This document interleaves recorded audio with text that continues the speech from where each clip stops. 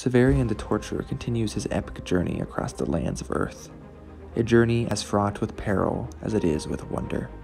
Exiled from his guild, he is an outcast, but his travels are woven with strange portents. The Claw the Conciliator, relic of a prophet and promise of a new age, flames to life in his hands. He carries the great sword Terminus Est, the Line of Division. The dwellers in the deep waters offer him a kingdom under the seas, and he is hunted and driven by terrors from beyond Earth. Hello and welcome to Liam's Lyceum. I am your host Liam, aka Hambar, and today I'll be doing a spoiler-free review of Gene Wolfe's The Citadel of the Autarch.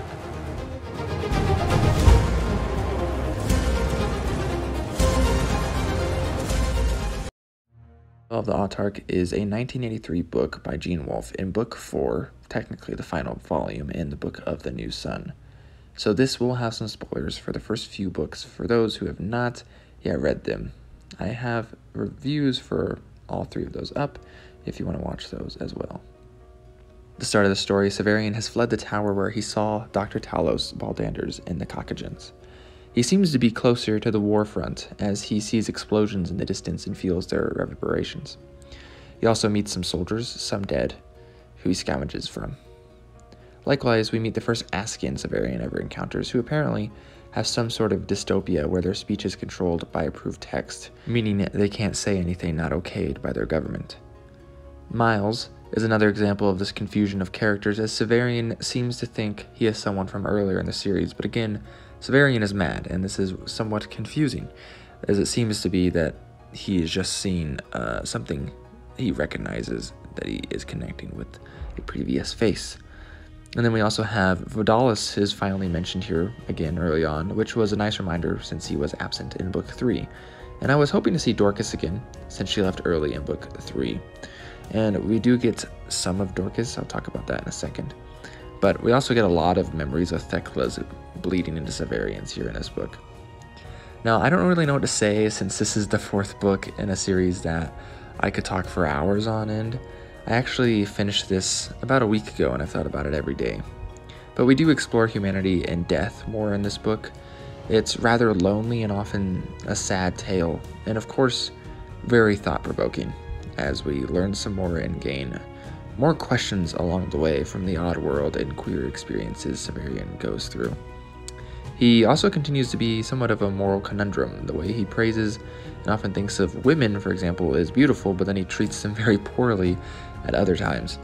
And again, I feel like there's probably maybe some allegory or at least some symbolism here that I'm not really connected with all that much. I am hoping to read Earth of the New Sun. If you remember, I said this is the final volume. There is a coda, sometimes considered a fifth book, called Earth of the New Sun, which I'm hoping to read soon, and then maybe I will start exploring some other people's thoughts on what they think the book is about and trying to tell us.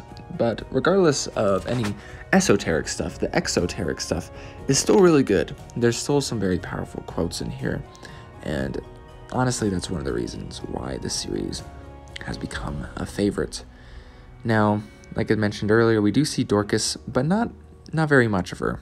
We actually do get some answers about her finally, and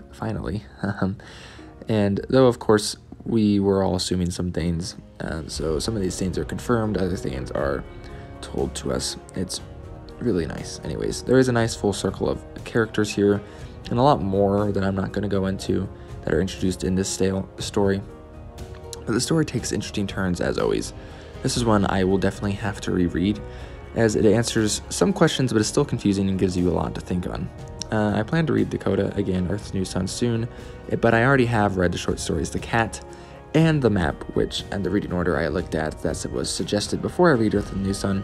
And it was interesting to note because I haven't really read anything by Wolfe besides his essay, The Best Introduction to the Mountains, and reading The Cat and the Map was a very obvious showcase that he doesn't have to write such convoluted stuff, that it's really him mimicking Severion in such a way, you could say, that writes that way. You know, I mean, it's still The Cat and the Map are set in the same world, and so we still have that oddness and just weird like things going on, but it was more reminiscent of Jack Vance, though it wasn't his writing style either, but it wasn't just so far out there like these 4 books are. Anyways, so I do plan on getting this soon. I know these thoughts are rather bland, I feel like.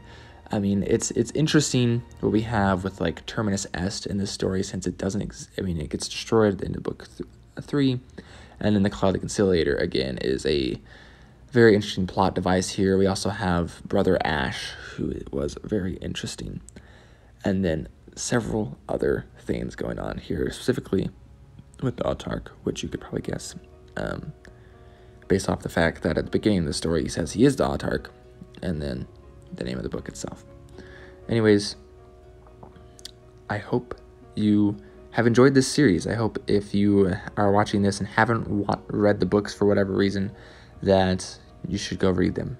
Honestly, you really should. And if you're watching this and have only read the first 3, then I know a lot of people say that Sword of the Lictor is their favorite, and honestly, I can't choose. And so I think I'll start viewing it as one book, sort of like I view Lord of the Rings as one book.